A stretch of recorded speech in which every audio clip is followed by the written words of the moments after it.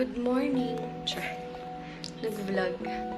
Good morning. So, it's our day. Anong day ito? Day 2. Day 2. Ano sabihin ko? So, we checked in yesterday afternoon around 4 p.m. Kasi merong na-delay siya. Supposed to be 3 p.m. pero may little bit of a hiccup with check-in. But, naayos naman siya agad. Saan ba yung camera? Ayun. So, we're fine. So, it's our second day officially. And we're still working. A little bit of working. And a little bit of axing. So, there. Yun lang. I just wanna document. Ano ba tayo, love? Ayun. Room tour. Yes. Room tour. Gulo ng gamit eh. Okay. So, kanyari, room tour. So, this is the door. The main door. So, hindi ko na lang bubuksan. Hindi na ako lalabas. So, coming from that main door. Oh, wait. Ayan. So, we have a first door on the right. Zoom back. Hindi naman. Ayan. First door on the right. And this is the shower. So, yung shower nila may dalawang heads. Isang rain shower and then yung normal na shower. And luckily, they have heater. Very nice. So, yun siya may kasamang mop. And sa kabilang side, yung nakahiwala yung kanyang water closet. Tapos, ayan siya. Okay lang. Hindi siya sobrang malinis. Sana binuksan ko yung ilaw, diba? Ilaw ba dito? Dad, walang ilaw yung shower.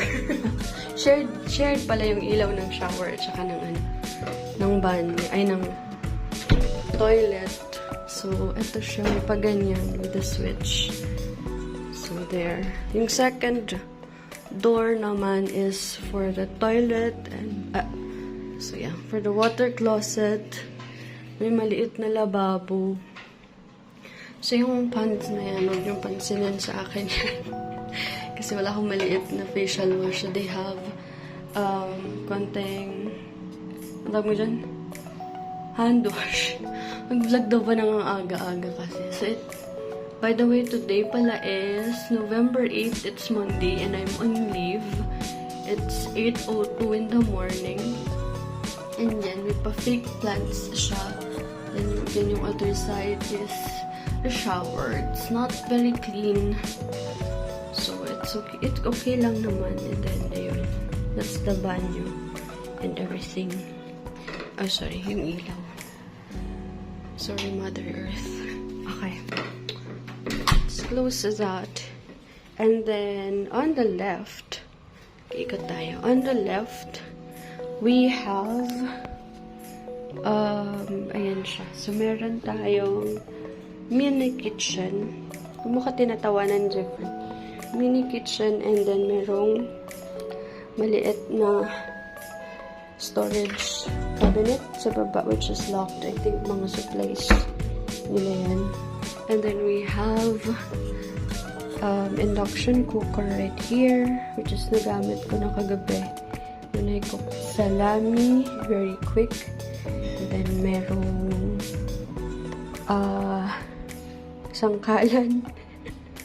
Meron kasamang mga pots and pans. And then merong electric kettle. And very convenient with all the saksakan and everything. You have your range hood right here. Your lavabo. So the toothbrush and the toothpaste are ours. Merong dishwashing liquid na provided. And also the sponge. That mantika na nakasashay was ours. May provided din ng mga knives. So, ignore na lang yung hugasin. And then, we have provided din na wine glasses. Which nagamit na lang natin siya kahapon. And then, up here, more pans and pots. And a free-to-use rice cooker. Ayan siya. And then on the right side, we have more plates and bowls, baso, mugs, and then more kutsara tinidor. And then here, when you move over, merong mga artsy-artsy dyan na mga designs. Ayan. Very nice naman yung ambience, considering na the price is fairly low. And we also got free one night here. Just an FYI. So dito may basurahan, and then yung walis at dustpan. Just ko, huwag na mag-vlog ng maaga. Sobrang sabaw. And then we bought our own coffee. Walang choice. So 3-in-1 tayo. And then, yung natirang Moscato from last night, Pringles na natira. They provide as well alcohol for free, but of course, we bought our own, which is nabili ko sa shop, continuous spray. Yun, hindi nyo pala kita sa camera. Anyways, yun siya. Tapos, they have this like, kinda floating sofa bed. Kind of floating, pero hindi talaga siya floating. Design lang, but it's so nice. Looks so nice. And they have mga backlighting, ganyan. With some painting over there. Artwork. Which is so nice. Very relaxing. They have divider like that. Like a semi-divider. Ayan. For the other side is the bed. Ayan siya. Very aesthetic. Sana pala binuksan ko yung ilaw. Ayan siya. Home sweet home kineso. So, hindi na lang pansinin yung mga gamit ko dyan. May TV sila, may kasamang Netflix, may free Wi-Fi, which is malakas naman. I did the speed test yesterday. It was around 15 Mbps. So, Dad can do his Axie and I can do my work. So, ayan. Habang nandito kami sa loob. So, they have lighting like that. Very aesthetic. Ayan yung sinasabi ko nga. Ang ganda ng ilaw. So, they have AC. May pinto doon. Ayun. For the balcony. And then, may cabinet dyan. Huwag na lang natin silipin. At karimari-mari mga sitwasyon. So, eto na yung bed. Wait, ayan yung bed. Anyway. So, ayan siya. More light, which is good. Very comfy yung bed, I would say. Ayan siya. Sarap matulog. And also, I would like to highlight na siya pala, high ceiling. Compared to other staycation na mga hotels sa Tagaytay, high ceiling siya. So, yan. Okay naman. May mirror dito sa tapat ng bed, which is very, very huge mirror. Ayan, kita niyo siya. It's kind of square. It is square. Ayan, hello! Anyway. So, nakapantulog pa ako, tanghali na. So, meron dito, hindi ko maintindihan kung anong shape ng window, but it's just really because may air conditioning unit. Kaya, ayun. So, meron kang maliit na bintana dyan, which you can open.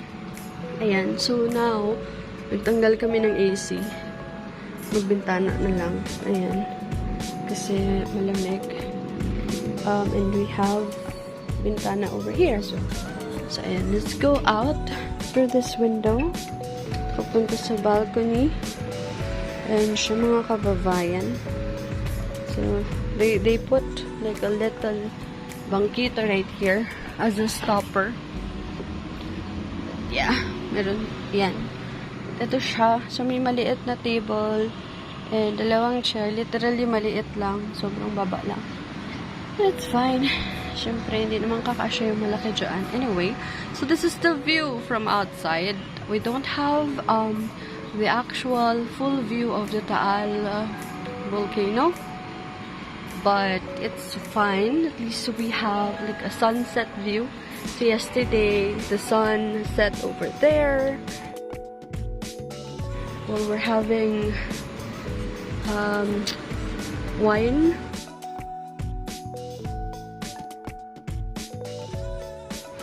So it was quite nice. Yun siya. So I think all of the units here in Tagaytay Prime had balcony, which is cool as well.